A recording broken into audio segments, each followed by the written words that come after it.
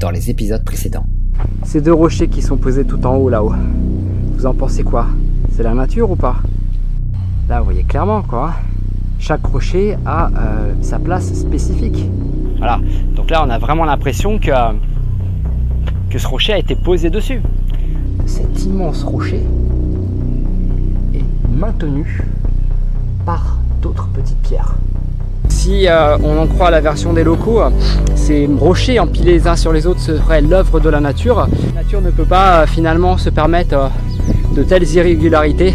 Il est impossible de glisser des blocs sous celui-ci, sur le gros. Vous voyez, donc on n'a pas pu les glisser, c'est impossible puisqu'il est vraiment maintenu dessus. Et on a l'impression d'avoir en fait le relief, l'image qu'on en a, c'est que vraiment pour eux, on a l'impression que ces piliers ne leur posaient aucun problème. Au niveau du poids, voilà, c'était juste, allez, ça on le pose ici, ça on le pose là, celui-là là, bon celui-là j'ai pas de place, je vais le mettre là-dessus sur les deux rochers. Vous voyez ce que je veux dire, il y a quand même un truc qui est pas clair quoi.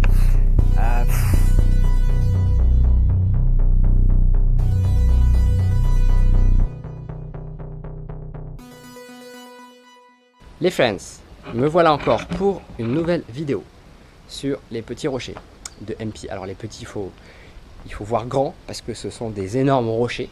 Alors peut-être que pour les anciens bâtisseurs qui peut-être avant étaient là, c'était des petits rochers, mais pour nous petits humains, ce sont des énormes rochers. Alors on a vu plusieurs rochers qui étaient mis les uns sur les autres. On a vu qu'il y avait des aspects un peu troublants finalement dans le positionnement de ces pierres, ces énormes mastodontes de pierres parfois. Mais là j'ai trouvé la preuve irréfutable que ce n'est pas la nature qui est responsable en fait du positionnement de ces rochers, mais qu'il y a eu bel et bien une intervention il y a bien longtemps ici sur ce site de MP. Je vous montre, voici le rocher qui vous prouvera que cette théorie est valable. Voilà, nous sommes donc face à un rocher qui fait à peu près 7 mètres de longueur sur 4 mètres de hauteur sur une largeur d'environ 3 mètres. 3-4 mètres, je dirais plutôt. Voilà. Ce rocher est donc posé à même le sol, mais il est maintenu par un autre petit rocher qui est ici, qui donc le maintient en place. Et donc ce mastodonte de rocher dont nous parlons repose lui-même sur les abords d'un temple, comme vous pouvez le voir. Alors, explication numéro 1. Première chose, soit ce rocher a toujours été là, la nature l'a mis ici, il était là, voilà, avec ses potes ici, vous voyez, il était là, il s'est dit tiens, je vais le mettre là, je tombe, un coup de vent, je suis tombé. Explication numéro 1. Donc le rocher a toujours été là. Les anciens bâtisseurs qui construisaient les temples sur cette région d'Ampi se sont dit tiens, on va se faire chier, on va construire un temple juste là où il y a un rocher. Donc on va construire le temple là. Vous êtes ok les mecs? On est ok. D'accord. Alors, on commence à construire le temple, ici. Et puis quand on arrive à ce niveau-là, bah forcément il faut que le rocher on le soulève. Parce que là vous voyez bien qu'il n'y a strictement rien qui retient ce rocher.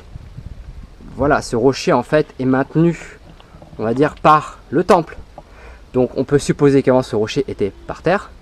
Donc à ce moment-là, les mecs sont arrivés, ils se sont dit tiens, est-ce qu'on peut soulever ce rocher de peut-être 600-700 tonnes, et pendant qu'on le soulève, on va juste glisser notre surface, notre dalle, nos piliers, on va tout poser là tranquillement. Voilà, des bons blocs qui font eux-mêmes, je sais pas.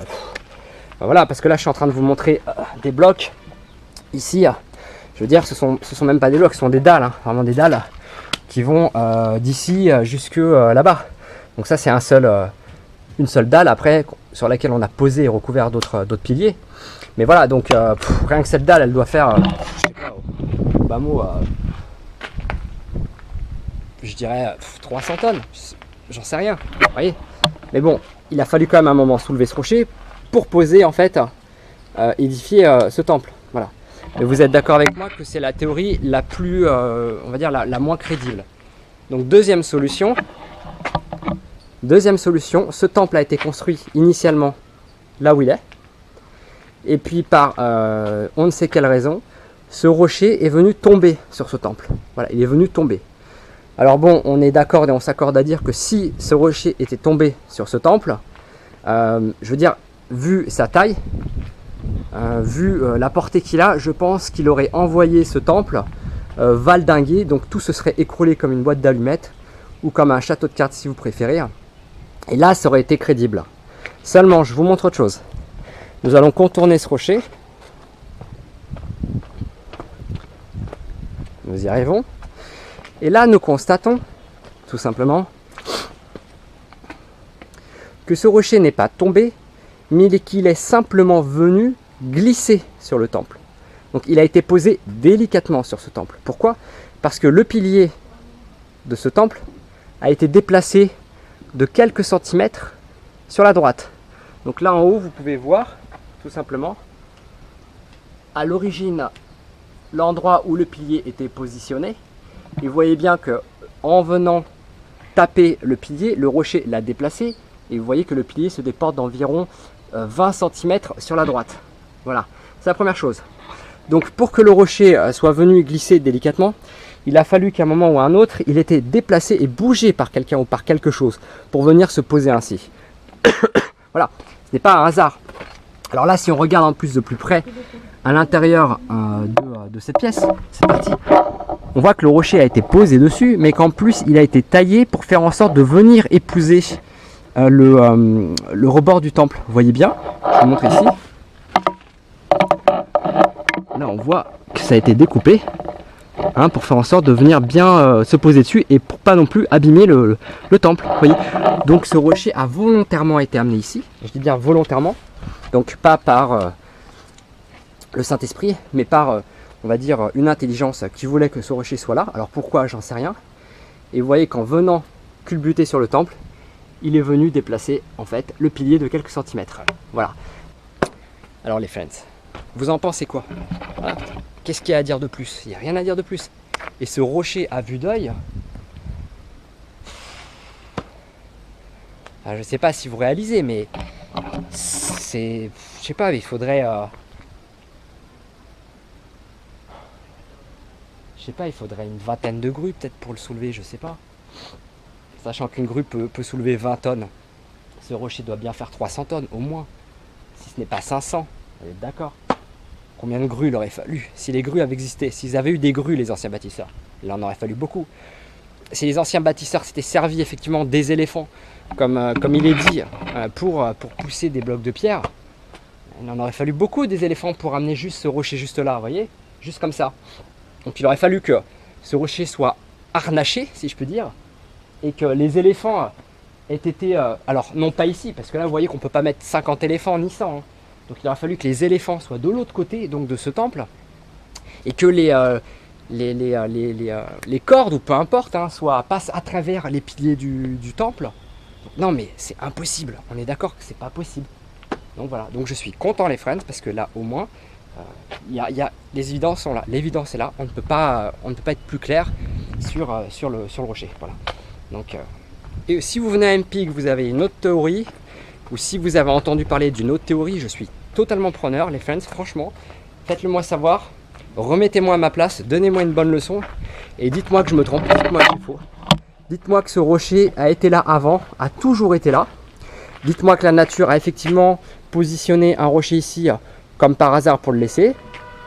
Et dites-moi aussi que les anciens bâtisseurs se sont amusés à fabriquer le temple juste en dessous du rocher. Donc ils se sont dit, tiens, allez, on va soulever le rocher. Allez, tu le tiens, Roger, je tiens le rocher. Vas-y, fais passer ton pilier en dessous. Je fais passer mon pilier, c'est bon. Tu peux relâcher le rocher, c'est bon, il est positionné. Ok, maintenant, je vais mettre mon pilier ici. Je vais venir le poser. Voilà. Donc, je précise encore une fois que si ce rocher était tombé naturellement sur le temple, il serait venu détruire le premier niveau du temple. Parce que là, concrètement, si vous le basculez vers le haut, vous voyez que ça ne passe pas. Donc là, ça bloque. Donc en tombant le rocher, il aurait dû exploser tout ce premier niveau. Et donc faire écrouler totalement ce temple. Voilà, tout simplement. Donc preuve en est que ce rocher a été amené ici volontairement, de la main d'une main puissante. Et ce n'est pas un accident, ce n'est pas la nature qui a fait ça. C'est vraiment en fait une preuve que ce rocher a été déplacé et que dans les anciens temps, ces bâtisseurs qui probablement avaient besoin donc de ce rocher pour récupérer des pièces, des parties, vous voyez, ils avaient déjà commencé à creuser la roche ici. Là on voit qu'une partie a déjà été utilisée, donc cette partie a sauté probablement. Donc ils avaient besoin en fait de ce rocher pour terminer probablement peut-être ce temple, vous voyez. Donc ils l'ont amené ici, et ils étaient prêts en fait à prendre une partie de ce rocher. Donc ils l'ont volontairement amené ici. Parce qu'en l'amenant ici, ils ont fait en sorte que ce rocher ne détruise pas le temple. Donc on l'a vu derrière, le rocher avait été taillé pour faire en sorte de venir vraiment épouser le rebord de ce temple. Il n'y a rien à dire de plus quoi. Il n'y a rien à dire de plus. Donc non seulement ici, on a une preuve irréfutable, mais si c'était que ça, mais c'est pas que ça. C'est toute la région d'Ampi.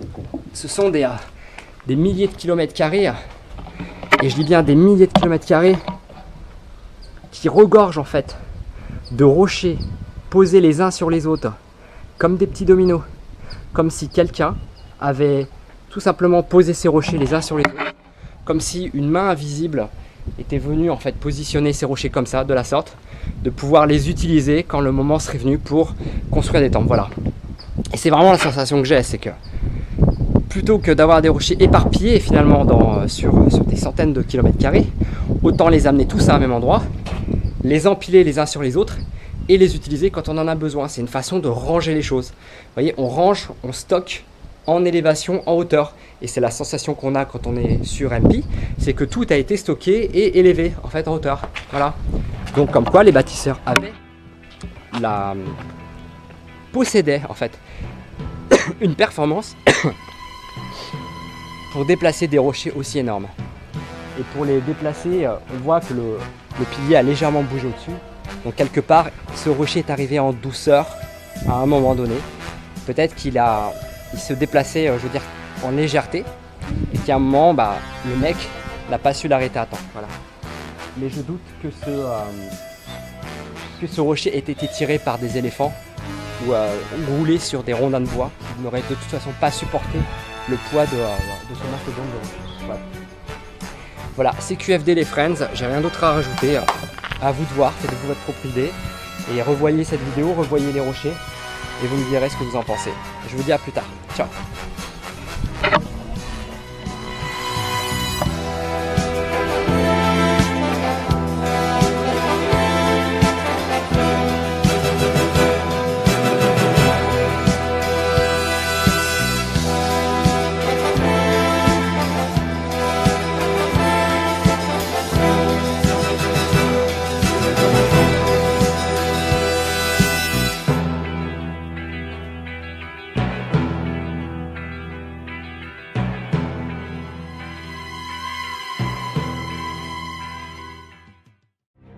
Merci d'avoir suivi cette vidéo les friends. Je vous retrouve très bientôt pour le 7e épisode des Mystères de l'Inde, dédié aux grottes de Ellora et à l'incroyable temple de Kailasa. Vous découvrirez une des grandes merveilles de ce monde, dont la construction et la datation ne sont pas sans rappeler l'édification de la grande pyramide de Gizeh en Égypte. Nous verrons ensemble les anomalies de ce site exceptionnel, pour lequel les datations officielles laissent à désirer. En attendant, portez-vous bien et n'hésitez pas à partager. Y aurait-il une ville souterraine sous Ellora? Y aurait-il des souterrains sous Ellora? C'est comme si ces roches avaient tout simplement disparu et c'est ce qui pose un problème aux archéologues. Qui ces anciens croyants, ces anciens adeptes craignaient-ils pour faire dans cette mesure? C'est déprimant. En fait, c'est déprimant, je le dis, c'est déprimant. Parce qu'il n'y a rien de rationnel qui vient à l'esprit en fait. Il n'y a pas de logique.